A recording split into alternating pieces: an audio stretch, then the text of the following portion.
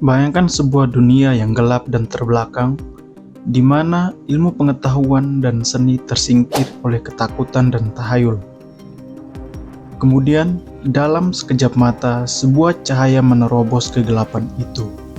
Kehidupan kembali warisan kuno dan memicu ledakan kreativitas serta penemuan yang belum pernah terjadi sebelumnya.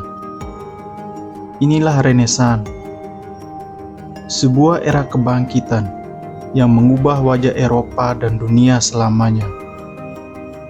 Disinilah seni rupa, sastra, dan ilmu pengetahuan bertemu dalam simfoni keindahan dan pengetahuan, membawa nama-nama seperti Leonardo da Vinci, Michelangelo, dan Galileo Galilei ke panggung sejarah. Bagaimana mungkin sebuah periode dapat menghasilkan begitu banyak jenius dalam waktu yang relatif singkat? Mari kita telusuri perjalanan magis ini dan temukan jawabannya pada video kali ini.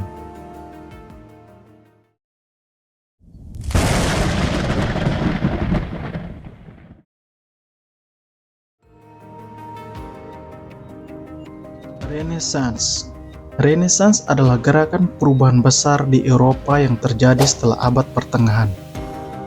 Istilah Renaissance berasal dari bahasa Latin, renaître, yang terdiri dari dua kata, yakni re berarti kembali dan naître berarti lahir.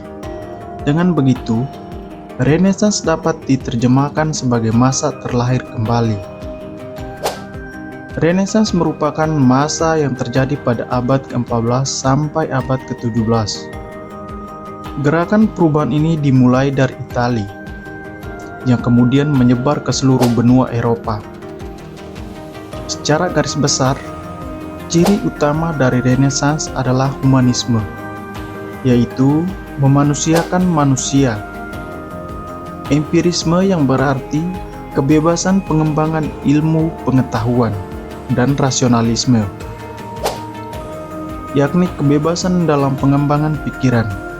Pada dasarnya, Renaissance terjadi sebagai respon dari perilaku dominasi gereja terhadap seluruh aspek kehidupan masyarakat Eropa. Untuk mengetahui lebih dalam, kita harus mengetahui keadaan Eropa pada masa abad pertengahan yang dikenal juga sebagai periode abad ke-8. Abad pertengahan terjadi setelah Kekaisaran Romawi di abad 4 Masehi runtuh. Pada masa itu, berkembang anggapan bahwa ilmu pengetahuan harus berlandaskan agama, yang menyebabkan gereja mendominasi seluruh aspek kehidupan manusia, mulai dari bidang pemerintahan, ekonomi, pendidikan, dan sosial budaya.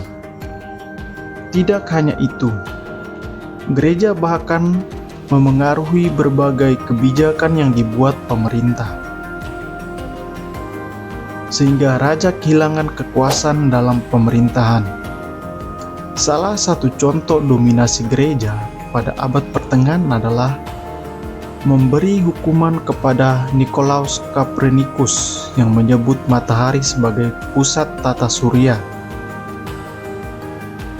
Pernyataan tersebut tentu dianggap bertentangan dengan ajaran gereja, sehingga Copernicus dijatuhkan hukuman mati. Melihat doktrin dan dominasi gereja yang dianggap merugikan masyarakat, akhirnya muncul gerakan yang ingin mempelajari ilmu pengetahuan agar terbebas dari belenggu kekuasaan gereja.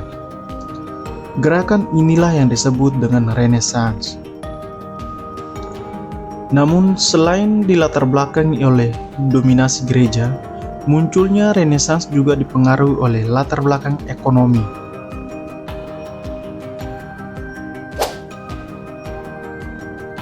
Pada saat itu, Eropa menggunakan sistem ekonomi tertutup yang membuat perekonomian hanya dikuasai oleh para golongan penguasa. Kondisi tersebut menyebabkan kehidupan masyarakat terkungkung dan tidak memiliki harga diri yang layak sebagai manusia.